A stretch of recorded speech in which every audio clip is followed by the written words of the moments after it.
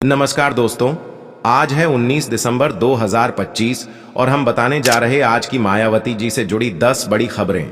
लेकिन उससे पहले अगर आप चैनल पर नए हैं तो हर दिन मायावती जी से जुड़ी खबरें सुनने के लिए चैनल को सब्सक्राइब करें। तो अब शुरू करते हैं। सबसे पहली और सबसे बड़ी खबर पंजाब से आ रही है, जहां बहुजन समाज पार्टी ने ग्रामीण चुनावों में एक बार फिर अपनी ताकत का एहसास कराया है। पंजाब में जिला परिषद और पंचायत समिति चुनावों के नतीजे कल देर रात तक साफ हुए और इसमें बसपा ने कई जगहों पर चौंकाने वाले परिणाम दिए हैं। खबरों के मुताबिक जहां आम आदमी पार्टी की आंधी चल रही थी, वहीं बसपा ने पंचायत समितियों में करीब 40 सीटों पर जीत हासिल की है। यह आंकड़ा इसलिए महत्वपूर्ण है क्योंकि पंजाब के दोआबा क्षेत्र में जहां दलित आबादी सबसे ज्यादा है, वहां बसपा का कैडर आज भी मजबूती से खड़ा है। जालंधर, होशियारपुर और नवानशहर जैसे इलाकों में हाथी की चाल ने विरोधियों को परेशान कर दिया है। राजनीतिक जानकारों का मानना है कि शिरोमणि अकाली दल के कमजोर पड़ने के बाद बसपा ने उस खाली जगह को भरने की कोशिश की है। मायावती जी ने इस जीत पर पंजाब यूनिट को बधाई दी है और कहा है कि यह नतीजे बताते हैं कि पंजाब का दलित और पिछड़ा वर्ग अब अपने असली घर यानी बसपा की तरफ लौट रहा है। यह जीत आने वाले विधानसभा चुनावों के लिए कार्यकर्ताओं में नए जोश का संचार करेगी। दूसरी बड़ी खबर अंतर्राष्ट्रीय स्तर की है, लेकिन इसका सीधा असर उत्तर प्रदेश के कारीगरों पर पड़ रहा है। अमेरिका के राष्ट्रपति डोनाल्ड ट्रंप द्वारा भारतीय सामानों पर लगाए गए भारी टैरिफ, जिसे मीडिया ट्रंप टैरिफ टेरर कह रहा है, उस पर मायावती जी ने एक बहुत ही सख्त और विस्तृत बयान जारी किया है। मायावती जी ने कहा है कि अमेरिका का इंपोर्ट ड्यूटी आयात शुल्क को 25% से बढ़ाकर 50% करना भारत के साथ दगाबाजी है। उन्होंने विशेष रूप से उत्तर प्रदेश के मुरादाबाद की पीतल नगरी, कानपुर के चमड़ा उद्योग और भदोही के कालीन उद्योग का जिक्र किया। मायावती जी ने समझाया कि इन उद्योगों में काम करने वाले ज्यादातर मजदूर दलित और मुस्लिम समाज से आते हैं। अगर अमेरिका में भारतीय सामान महंगा होगा तो वहां बिक्री घटेगी और इसका सीधा असर यूपी में फैक्ट्रियां बंद होने और मजदूरों की नौकरी जाने के रूप में दिखेगा। उन्होंने केंद्र की भाजपा सरकार को आड़े हाथों लेते हुए कहा कि प्रधानमंत्री की अमेरिका से दोस्ती का क्या फायदा अगर हमारे गरीब कारीगरों के पेट पर लात पड़ रही है। मायावती जी ने मांग की है कि केंद्र सरकार तुरंत हस्तक्षेप करे और इन प्रभावित सेक्टर्स के लिए विशेष आर्थिक पैकेज की घोषणा करे। तीसरी खबर उत्तर प्रदेश की जमीनी राजनीति से जुड़ी है। मायावती जी ने प्रदेश सरकार की स्टेट इन्वेस्टमेंट रीजन यानी SIR नीति के तहत हो रहे भूमि अधिग्रहण के खिलाफ मोर्चा खोल दिया है। अलीगढ़ के टप्पल और बाजना क्षेत्र में जहां यमुना एक्सप्रेसवे के किनारे नया शहर बसाने की योजना है, वहां किसानों में भारी आक्रोश है। मायावती जी ने 8 दिसंबर को ही चेतावनी दी थी और अब 19 दिसंबर को यह मुद्दा और गर्मा गया है। उन्होंने साफ शब्दों में कहा है कि विकास के नाम पर किसानों की उपजाऊ जमीन को जबरन छीनना तानाशाही है। आपको याद होगा कि मायावती जी के शासनकाल में भूमि अधिग्रहण की नीति सबसे किसान हितैषी मानी जाती थी, जिसमें किसानों की सहमति अनिवार्य थी। उन्होंने उसी मॉडल का हवाला देते हुए कहा कि मौजूदा सरकार किसानों को सर्कल रेट का उचित मुआवजा देने में आनाकानी कर रही है। मायावती जी ने पार्टी के पश्चिमी यूपी के नेताओं को निर्देश दिया है कि वे पीड़ित किसानों के बीच जाएं और उनके आंदोलन को समर्थन दें।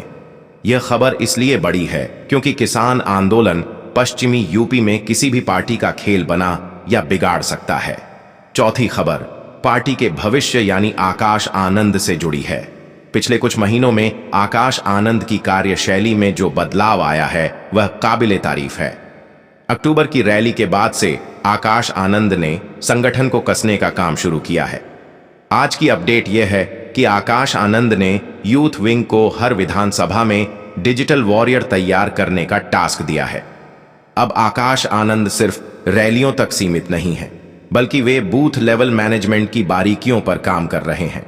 19 दिसंबर की रिपोर्ट्स बता रही हैं कि उन्होंने सभी जिला अध्यक्षों से उन सीटों की सूची मांगी है जहां बसपा पिछले चुनाव में 5,000 से कम वोटों से हारी थी। मायावती जी ने भी कार्यकर्ताओं को स्पष्ट संदेश दिया है कि आकाश आनंद के नेतृत्व में पार्टी अब पुरानी गलतियों को नहीं दोहराएगी। आकाश की सक्रियता से युवाओं में यह संदेश जा रहा है कि बसपा अब एक मॉडर्न और एग्रेसिव पार्टी बनने की राह पर है। पांचवीं खबर संगठन की मजबूती को लेकर है। दिसंबर का महीना बसपा के लिए हमेशा से आत्ममंथन का महीना रहा है। लखनऊ पार्टी कार्यालय से मिली जानकारी के मुताबिक मायावती जी ने मिशन 2027 के लिए एक नया कैडर कैंप मॉडल पेश किया है। इसके तहत अब सिर्फ बड़े शहरों में नहीं बल्कि गांव-गांव में छोटी-छोटी नुक्कड़ सभाएं और बंद कमरे की मीटिंग्स होंगी। इसे 1 बूथ 10 यूथ, 1 बूथ 10 यूथ कहा जाता है। 10 यूथ का नाम दिया जा रहा है। मायावती जी ने जोनल को ऑर्डिनेटरों की क्लास लगाते हुए कहा कि कागजी सदस्यता से काम नहीं चलेगा, हमें जमीन पर एक्टिव कार्यकर्ता चाहिए। खबर यह भी है कि पार्टी उन पुराने बाम सेफ BMCF कार्यकर्ताओं को वापस जोड़ने की मुहिम चला रही है जो पिछले कुछ सालों में पार्टी से दूर हो गए थे। यह संगठन की रीढ़ को फिर से मजबूत करने की एक बड़ी कवायद है। छठी खबर 6 दिसंबर यानी बाबा साहेब के परिनिर्वाण दिवस के बाद बनी परिस्थितियों पर है। मायावती जी ने भाजपा और कांग्रेस दोनों पर संविधान को कमजोर करने का आरोप लगाया है और यह मुद्दा अभी भी ठंडा नहीं पड़ा है। 19 दिसंबर को भी बसपा के कई नेता जिलों में संविधान बचाओ आरक्षण बचाओ के नारे के साथ झापन सौंप रहे हैं। मायावती जी का तर्क है कि निजीकरण के जरिए आरक्षण को पिछले दरवाजे से खत्म किया जा रहा है। उनका कहना है कि चाहे वह लैटरल एंट्री हो या फिर सरकारी कंपनियों को बेचना, यह सब दलितों और पिछड़ों को सत्ता और नौकरियों से दूर रखने की साजिश है। अपने वीडियो में आप दर्शकों को बता सकते हैं कि बसपा अब इस मुद्दे को लेकर आक्रामक है और इसे भावनात्मक रूप से जनता के बीच ले जा रही है। 7वीं खबर यूपी की कानून व्यवस्था पर मायावती जी की चिंता से जुड़ी है। हाल ही में प्रदेश के कुछ जिलों में विशेषकर संभल और आसपास के क्षेत्रों में जो तनाव की स्थिति बनी, उस पर मायावती जी ने प्रशासन को सख्त चेतावनी दी है। उन्होंने अपने ट्वीट और प्रेस नोट के जरिए कहा है कि सरकार अपनी विफलताओं को छिपाने के लिए सांप्रदायिक रंग न दे। मायावती जी का कहना है कि जब जब चुनाव पास आते हैं या सरकार घिरती है, तब तब ऐसे मुद्दों को हवा दी जाती है। उन्होंने पुलिस प्रशासन से अपील की है कि वे किसी के दबाव में काम न करें और निष्पक्ष जांच करें। यह बयान अल्पसंख्यकों के बीच विश्वास बहाली के लिए बहुत महत्वपूर्ण माना जा रहा है। 8वीं खबर ईवीएम बनाम बैलेट पेपर की है। महाराष्ट्र और हरियाणा चुनाव के बाद से ही ईवीएम पर सवाल उठ रहे हैं और अब पंजाब के पंचायत चुनाव नतीजों ने बसपा को एक नया तर्क दे दिया है। पंचायत चुनाव अक्सर बैलेट पेपर से होते हैं और मायावती जी का कहना है कि जब बैलेट पेपर से चुनाव होते हैं तो बसपा का प्रदर्शन हमेशा अच्छा रहता है, लेकिन ईवीएम आते ही वोट गायब हो जाते हैं। पार्टी अब इस मांग को लेकर राष्ट्रीय स्तर पर अन्य विपक्षी दलों के साथ समन्वय बनाने की कोशिश कर रही है। 19 दिसंबर की चर्चाओं में यह बात सामने आ रही है कि बसपा अपने आगामी आंदोलनों में ईवीएम हटाओ को एक प्रमुख नारा बनाएगी। 9वीं खबर 15 जनवरी की तैयारियों को लेकर है। आप जानते हैं कि 15 जनवरी को बहन जी का जन्मदिन होता है, जिसे पार्टी जन कल्याणकारी दिवस के रूप में मनाती है। 19 दिसंबर से ही इसकी तैयारियां जोरों पर शुरू हो गई हैं। इस बार मायावती जी ने निर्देश दिया है कि जन्मदिन पर केक काटने या फिजूल खर्ची करने के बजाय उस पैसे से गरीबों को गर्म कपड़े, कंबल और आर्थिक मदद दी जाए।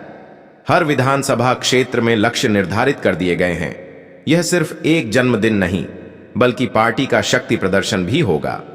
लखनऊ में इस बार कुछ बड़ा होने की सुगबुगाहट है, शायद कोई बड़ी रैली या शक्ति प्रदर्शन, जिसकी रूपरेखा अभी तय की जा रही है।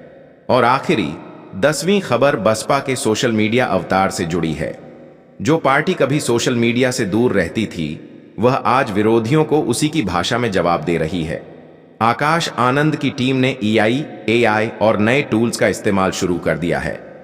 19 दिसंबर को आप ट्विटर, एक्स और यूट्यूब पर देखेंगे कि बसपा समर्थक काफी आक्रामक तरीके से सरकार की नीतियों की पोल खोल रहे हैं।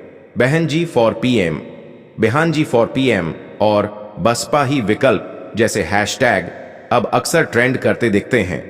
पार्टी ने अपने प्रवक्ताओं को भी टीवी डिबेट्स में तथ्यों और आंकड़ों के साथ जाने की ट्रेनिंग दी है, जो पहले देखने को कम मिलता था।